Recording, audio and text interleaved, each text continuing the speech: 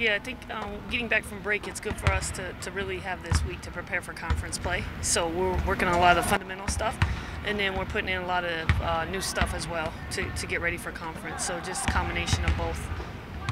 So I guess for you, what's the biggest thing you kind of have to work on in practice to kind of, I guess, maybe decrease the turnovers in games? I know, like you said, you want to play at that up-tempo pace, but how do you balance that up-tempo pace and still try and make sure that everyone makes that correct decision?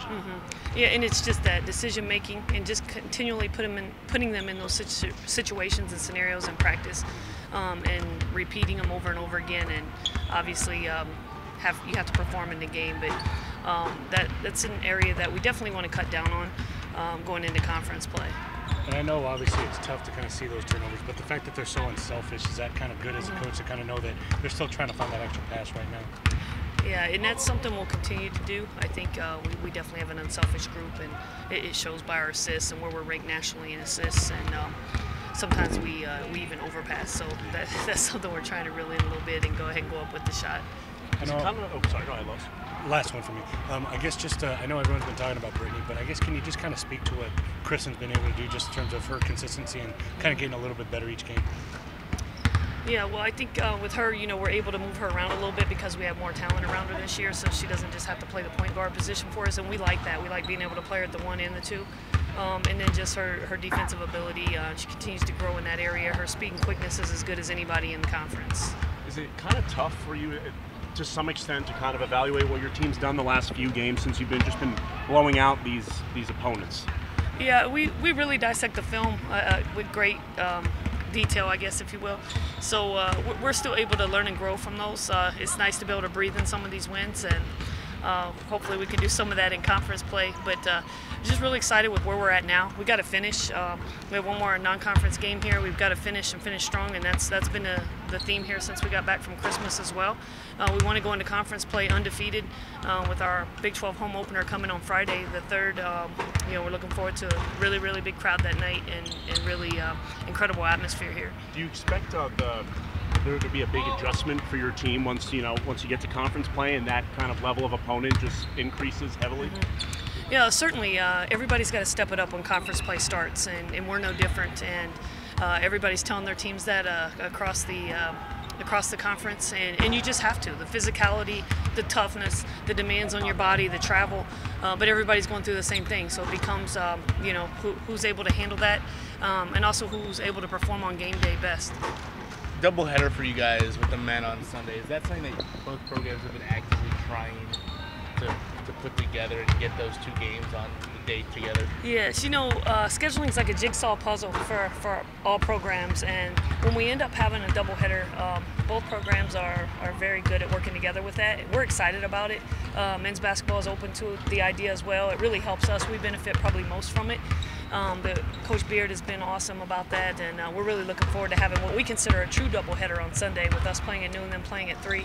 And obviously the men's ticket gets you in free for a women's game, so we're really excited about the fact that we could have a true doubleheader, and hopefully it really increases our fan base for that game. So how much do y'all try to play off each other? I know obviously this is the truest form of that, but the support from Coach Beard to you and you to Coach Beard. Yes, I think as much as we can. He's been awesome.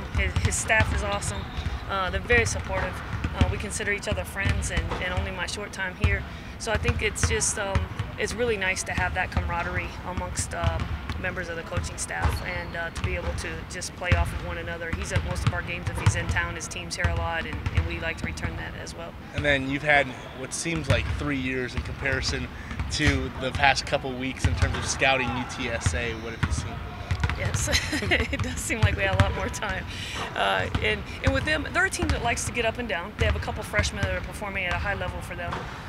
So they play more of an up-tempo, same as us, so we like that. We like to go head-to-head with people that like to run a little bit.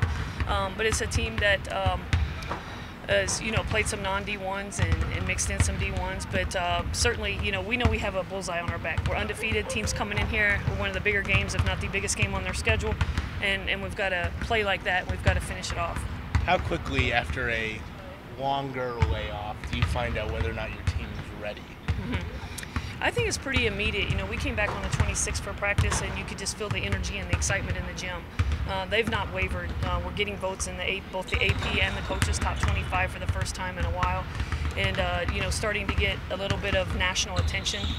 Brittany with the triple-double ended up being on SportsCenter, so there's a lot of talk behind the scenes going on around the program and excitement being generated, and you know, they've earned it. And the true test is, can you continue to win? Can you continue to capture the national attention? And it's a big story if we continue to win. It's a huge story coming from where we were coming from.